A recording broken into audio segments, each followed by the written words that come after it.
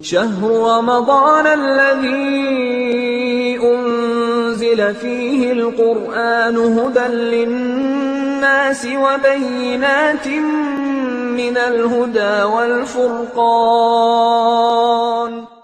16ویں ماہ مبارک رمضان تین چیزوں کا مطالبہ خدا کی بارگاہ سے بندہ کرتا ہے۔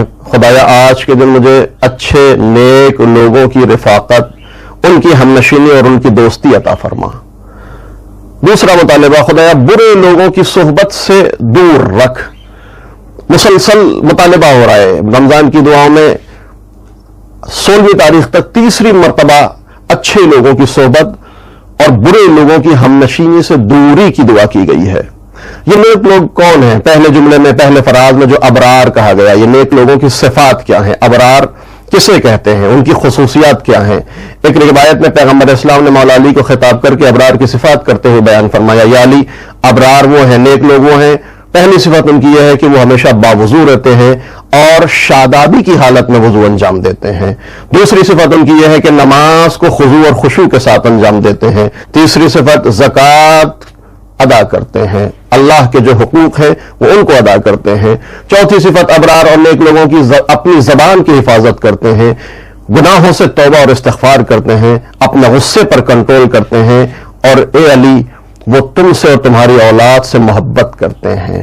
یعنی اہل بیت علیہ السلام کی محبت جن کے دلوں میں ہے ان کا شمار ابرار میں ہوتا ہے۔ تو یہ 7 صفات ہیں، جس اس انسان کے اندر یہ 7 صفتیں موجود ہیں، اس کا شمار ابرار میں ہوتا ہے۔ اس کی صحبت، اس کی رفاقت اور اس کی ہمنشینی کی دعا آج کے پہلے جملے میں، اللہم وفقنی فیہ لموافقۃ الابرار، خدایا نیک لوگوں کی ہمنشینی عطا فرما۔ ابرار کے مقابلے میں اشرار ہیں، خدایا جو برے ہیں، جو بد کردار ہیں، جو اچھے لوگ نہیں ہیں، خدایا ان کی صحبت سے دور رکھ۔ یہ اشرار کون ہیں؟ جن کے اندر یہ صفات نہیں پائی جاتی ہیں، ظاہر سی بات ہے وہ اشرار ہیں۔ اشرار کی صحبت اور ہمنشینی سے دوری کی تاکید کی گئی ہے۔ امام علی نقی علیہ السلام کے ایک شاگرد ہیں ابو ہاشم جعفری۔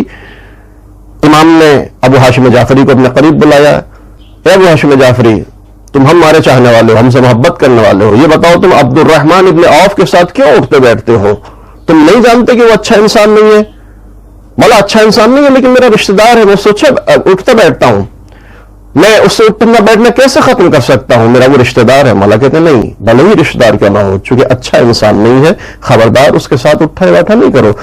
اے ابو ہاشم جعفری، کیا تم نہیں جانتے کہ وہ فاسد العقیدہ ہے؟ وہ خدا کی صفات کے بارے میں غلط عقیدے رکھتا ہے، خبردار اس کے ساتھ اٹھا بیٹھا نہ کرو۔ مولا میرا رشتہ دار ہے۔ جب ان امامت پر شکن آ جاتی ہے، ابو ہاشم جعفری، یا اس کے ساتھ بیٹھو اور ہمارا ساتھ چھوڑو، یا ہمارے ساتھ بیٹھو اور اس کا ساتھ چھوڑو۔ کیا تم اس بات سے نہیں ڈرتے کہ عذاب خدا نازل ہو، اور چونکہ تم اس کے ساتھ رہتے ہو تو تم بھی مشمول عذاب الہی ہو جاؤ؟ بڑی مشہور مثال ہے جو ہمارے ہاں بولی جاتی ہے کہ گیہوں کے ساتھ گھن بھی پیسا جاتا ہے۔ لہذا اشرار سے دوری، برے لوگوں کی ہمنشینی سے دوری اختیار کرنا آج کے دعا میں یہ مطالبہ ہے۔ خدایا آج کے دن برے لوگوں کی صحبت سے دور رکھ۔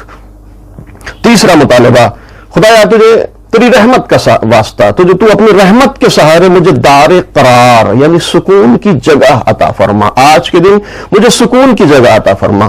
یہ سکون کی جگہ دار قرار دنیا میں بھی ہو سکتی ہے اور آخرت میں بھی ہو سکتی ہے۔ دنیا میں انسان سکون کیسے حاصل کرے؟ سکون حاصل کرنے کا دنیا میں بہترین طریقہ ذکر خدا متعال، الا بذکر اللہ تطمئن القلوب۔ ذکر خدا کرتے چلے جاؤ، تمہیں سکون میسر ہوتا چلا جائے گا۔ آخرت میں دار قرار یعنی بہشت، جنت، اور جنت اعمال صالح کے نتیجے کا نام ہے۔ یعنی انسان اگر چاہتا ہے کہ دنیا میں بھی سکون ہو اور آخرت میں بھی سکون ہو تو اعمال صالح اور ذکر خدا کے دامن کو پکڑنا ہوگا۔ تجھے تیری الوہیت کا واسطہ، اے دو جہاں کے پروردگار۔